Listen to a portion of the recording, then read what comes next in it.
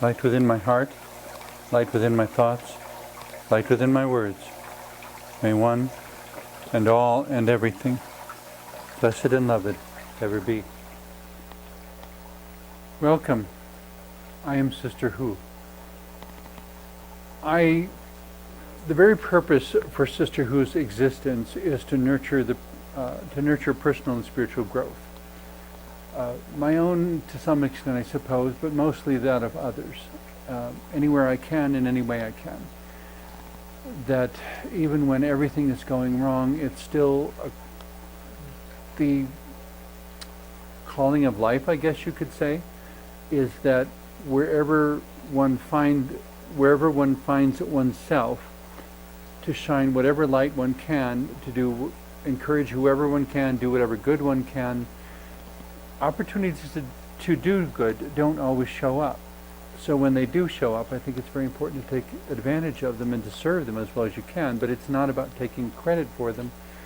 It's about the honor of being able to participate in them, of being the one there who, these acts of kindness, making a difference in someone's day where they may be very discouraged, and then you as a stranger approach them and do something nice, and suddenly they have a smile and the metaphorical burden on their shoulders doesn't feel quite so heavy, and the world is a better place in some small way, and they live a more empowered life, and then more good things happen, and on it goes. It's not about, I want my picture in the paper, I want credit for this. It's about, I get to be here and do something good. I get to do something that I will never regret. I get to do something knowing that I made a positive difference. And knowing that I made a positive difference is worth so much when you're up to your eyeballs in discouragement and rejections and all the negative stuff that happens. That hopefully, either by oneself or hopefully with the support of a community, we can overcome and we can recover, we can bounce back, we can take life places that we didn't imagine it would go. So I'm wanting to share with you some of the correspondence I received, because as Sister Hu, I make these shows, I put my heart into it, I try to be as encouraging and upbeat and supportive as I possibly can, and I hope that what I offer within these shows is empowering to you. But there are these long stretches in between where I don't hear anything. And when I'm talking to recording a digital camera, there's no applause, there's nothing coming back. I don't know if I'm being understood or not. I don't have any idea who's watching or listening at what point in time, because these shows get replayed over and over. And so it will be different people at different times and places. I hope and pray that I make a difference in people's lives. Occasionally I get a little bit of response from somebody by email or by postal mail letting me know that yes, I did make a difference. In most cases they're people that I have never met in person, or that I only met once and may never see again. it doesn't change the fact that for a moment our lives overlapped and something really wonderful happened. To balance or to offset all the discouragements and the setbacks and the job layoffs and the rejection letters and whatever else it is that any one of us is dealing with. There are so many long times where I hear nothing and it can get quite discouraging, and I wonder, why am I still doing this? It takes 3 hours to do the face paint. It's such a struggle, and I'm not getting the opportunities that I would like, at least not yet. I keep hoping there'll be more and better opportunities, but they haven't quite come through yet. And so I need something to keep myself going. And yet, curiously, every time I've thought about quitting, without telling anyone that I'm even having such thoughts, within 2 or 3 days, somebody out of the blue will come up to me and go on about how much Sister Who's contribution means to them. And I'm like, well, thank you very much. And I don't tell them that, you had no idea, but I was wrestling with self-doubt at the moment, and you're the healing infusion of positive energy that I needed.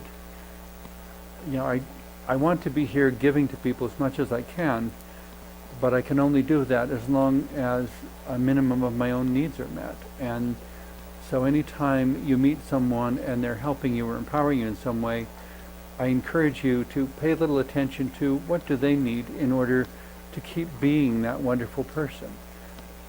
Who's holding them up? Because if we all hold each other up, then there will always be someone there for each of us in our time of need. For a number of years, I have this very unique tent structure that I built that I call my portable chapel, and I would take it to some metaphysical fairs here in Denver, Colorado. Metaphysical fair would be like a gathering that focuses upon alternative spirituality, holistic health, alternative solutions to any number of life problems. It's a fair that focuses on blurring spirituality and life in mutually empowering ways and mixing the two together and coming up with ways to make life a more empowered experience for everybody.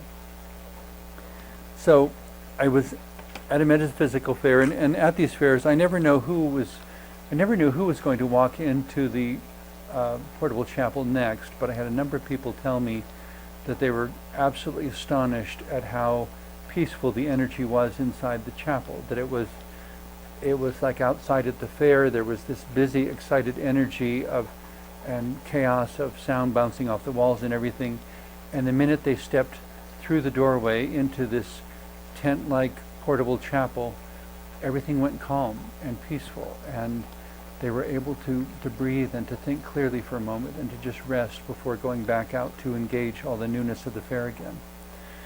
And so many different people came into the chapel over the numerous times I was at the fair. And whatever it was, we would talk about whatever they needed to talk about, and I wanted to be an encouraging, helpful presence in whatever ways I could. So this was a letter I received from one person afterwards, and I won't read any of the identifying information, but it says, "Thank you so much for taking the time to talk to me at the metaphysical fair. Your words resonated with me, as they always do, and they made me feel more at peace with my passion to teach. I hope you know how much your words and cause mean to me, and how affected I have been by your messages. I will always spread your message and keep you in my prayers. Again, thank you for your kindness." The amazing thing, I guess, to me, when things like this come up, is that it's often at times or in ways that I have no idea there was any effect happening.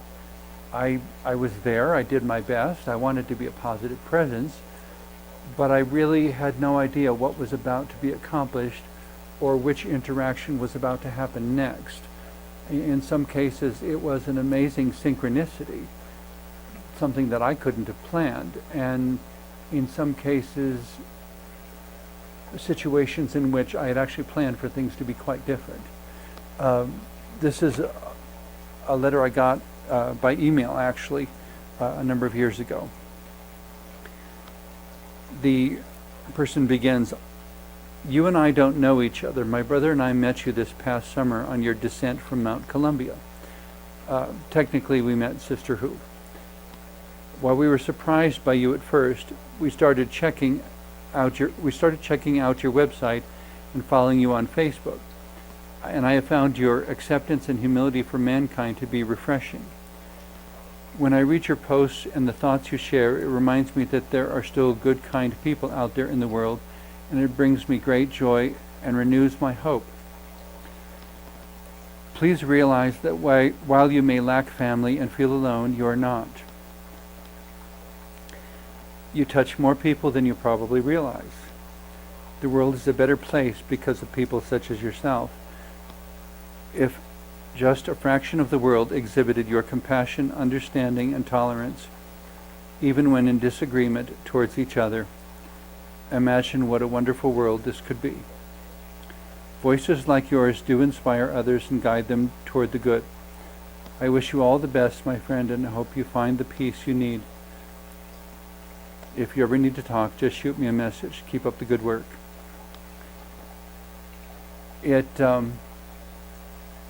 It's very touching to have my own humanity validated in that way. What makes this all the more impressive is that the particular hike to which this person is referring was my second attempt to climb Mount Columbia in central Colorado, one of the collegiate peaks, and it was not successful. The first attempt with my Old English sheepdog, I was following a guidebook that said, well, go here and follow that ridge, and the directions were disastrous. And it became really clear that we were not going to get to the summit by noon. And the rule of thumb I was always told was that you need to reach the summit by noon in order to be on your way back down in case a thunderstorm comes in. Well, the first time there wasn't a thunderstorm, but I followed the rule and I headed back down instead of going to the summit, which I now wish I would have done. But if I had done it, then this wouldn't have happened, because on the second attempt, we got to tree line, and the entire top of the mountain was shrouded in clouds because there was rainy weather going through. It had looked fine when we started at the bottom of the mountain, but by the time we got to the top of the mountain, everything was all covered in clouds, and you couldn't even see where the summit was. So we had to turn back. So I was very discouraged, having gone through all of this twice now, of 3 hours of facepaint plus 2 hours of driving plus going all the way up. The second time, though, I was also carrying the ashes of my Old English sheepdog Gareth, because he had accompanied me the first time, but he had died of a massive stroke before I could make the second attempt. And so on the second attempt, I had my autism service dog Bedivere with me, and I was carrying Gareth's ashes in my backpack. But we had to turn back, so I was so discouraged and so frustrated. Second attempt failed again, doggone it. And as I'm heading down the trail, get to this one point, and here comes this young man with a cowboy hat who is just grinning from ear to ear, and gee, could we have a picture taken with you? Well, a lot of people ask that, and sure, and I'm trying to be pleasant and everything in spite of my discouragement, and he was just like, well, thanks, and no conversation, nothing else to indicate that anything significant happened. That was the young man who wrote that letter. I had no idea what he was thinking or what followed that day. We greeted each other, we took a picture, and then Bedivere and I went on down to the car and drove home, still feeling very discouraged because I wasn't aware that anything good had happened that day. It did. I just wasn't aware of it. Most of the time we're not aware of all the good that we do, but knowing how often that can happen makes it all the more important to put as much love and wisdom and compassion and kindness into every moment you can. There's a wonderful video I saw on Facebook. I think it's called The Kindness Boomerang, if I remember correctly. It's this wonderful song about someday, the world will say no more war and all this. As the song is playing out, you basically see these simple acts of kindness going from one person to the next, to the next, to the next, to the next. Simple little things. A construction worker helping up a boy who's fallen off of a skateboard. The little boy sets aside his skateboard and helps an elderly woman carry her groceries across the street. She in turn helps somebody else with money for a parking meter. That person helps someone else who dropped an important letter of some sort. That person helps someone else unload something from the car, and so on it goes through about 6 more people, finally winding up at this sidewalk cafe where this woman leaves an exorbitant tip for this hardworking waitress who is so stressed. The waitress turns around and sees across the street, oh my goodness, and grabs a glass of water and runs over to give a glass of water to the construction worker who started the whole circle. And so it was the kindness boomerang making a full circle. It's a fabulous video, but it just simple little things. Buying somebody a sandwich, helping somebody with money for the parking meter, giving somebody some flowers.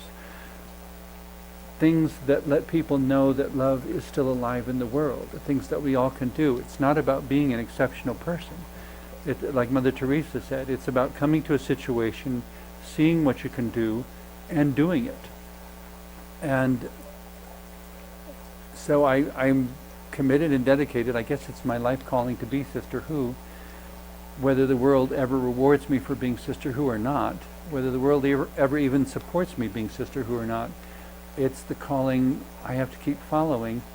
And when I get letters back from this young man on the hiking trail, it tells me that, well, in spite of being discouraged and grumpy and out of sorts and my day going totally wrong as far as I was concerned, something good still happened. And what an honor and a privilege and humbling too, to have been able to be part of it.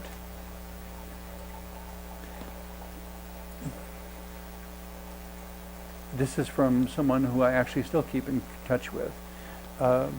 Came by email a couple years ago, I think.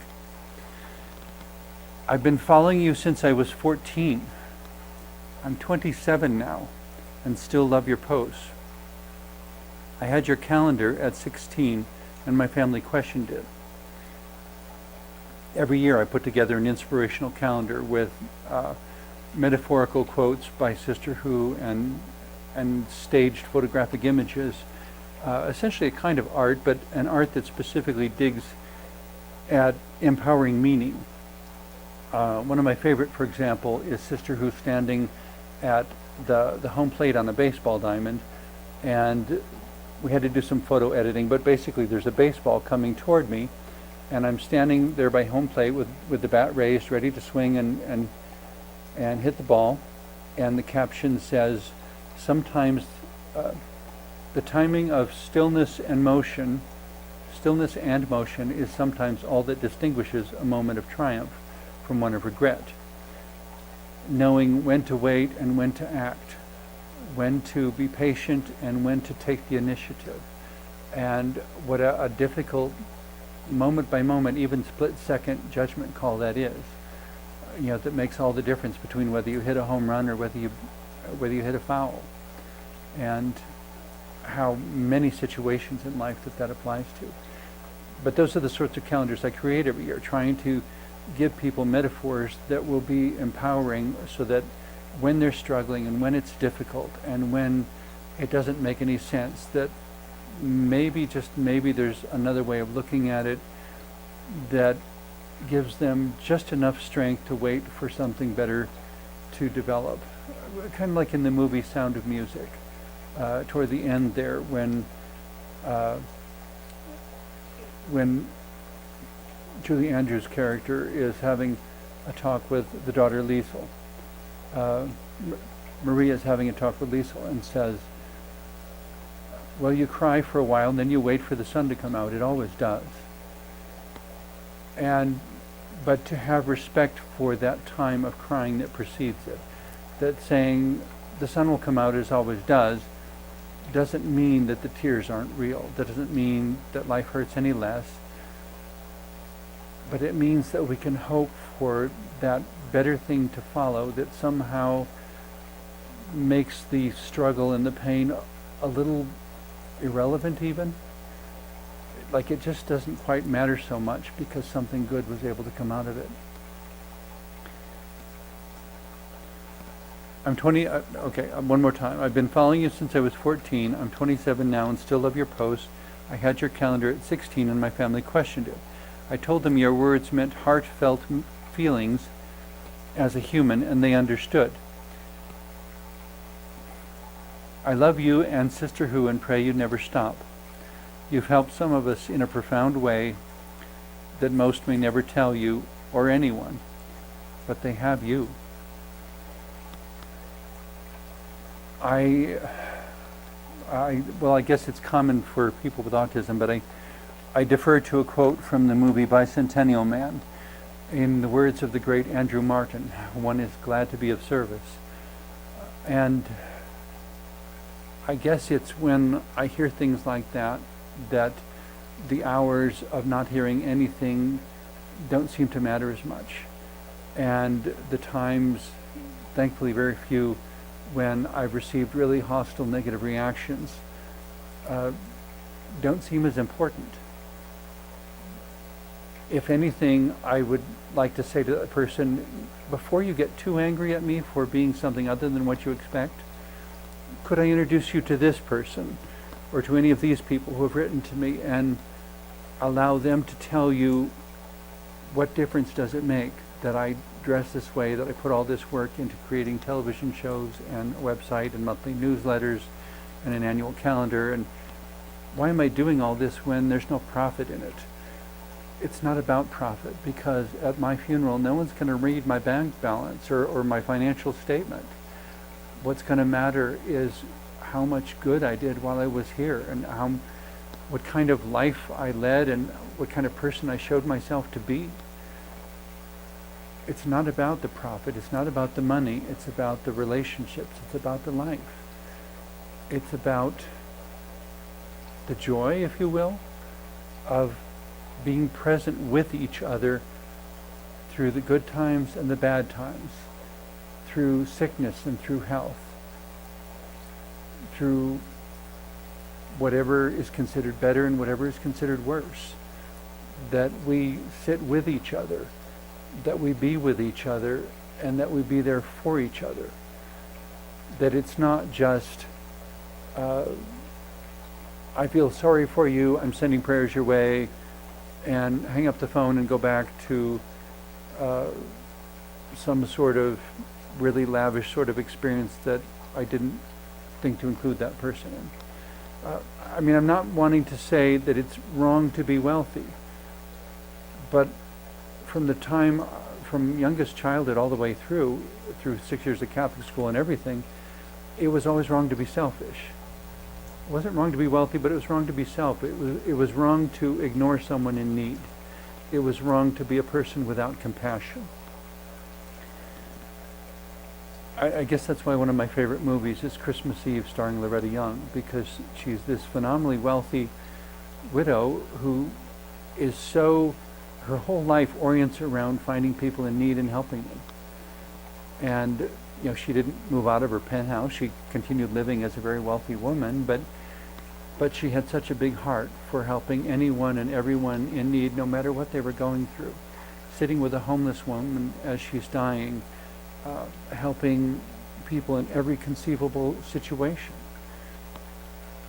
Using the blessings she had received as a way to, I suppose you might say, be the world's fairy godmother. And yet for all of that, she was facing her own terminal health issue. But it didn't define her. And in the same way, I guess what I took from that movie is that having wealth or not having wealth shouldn't define us. What defines us is the kindness and the love and the wisdom. One more quick, as we're just about out of time here. This is one that just came in. I never met this person. I don't know what part of my work they've seen. And goodness knows there are literally millions of women in the world with the name of Mary. So, and nothing she describes here is unique to any one of them. These are common struggles and problems. But the thing I remember as I say all that, and eliminating any identifying details in this, is that I didn't know. It's the point to remember is that this is a unique individual. This is not the embodiment of a category. This is not a representative of everyone named Mary. This is an individual with an individual experience that I may never meet in person. I don't know if I will ever get to meet her or not. But she wrote to me and said, "Hello, Sister Who. My name is Mary. For years I have struggled with depression as well as paranoia in questioning my existence. I believe this stems from my childhood being rooted heavily in religion, as it was forced onto me until the age of 17. This led me to become frustrated, as whenever I asked questions, I was left with many more questions rather than answers. I stumbled across your videos around that time, and I learned to appreciate nature and have a more open mind, as well as let go of the labels of religion within society and accept myself as an original." Every single one of us is an original. "I am mostly just emailing to say thank you for your wonderful videos. You have inspired me to leave behind my grudges toward religious groups and focus on the positive aspects of life. I appreciate you so much. Thank you again." I don't know if Mary will ever see this, and as I said, there's nothing identifying in there, so I wanted to share it with all of you, though, not to pat myself on the back, not to create attention or whatever, but to recognize that even when we don't know it, there is an interconnection and an interdependence to humanity that is amazing and wonderful and unexpected and miraculous, and most especially healing. In some sense, we are all here to help heal each other, just from different things.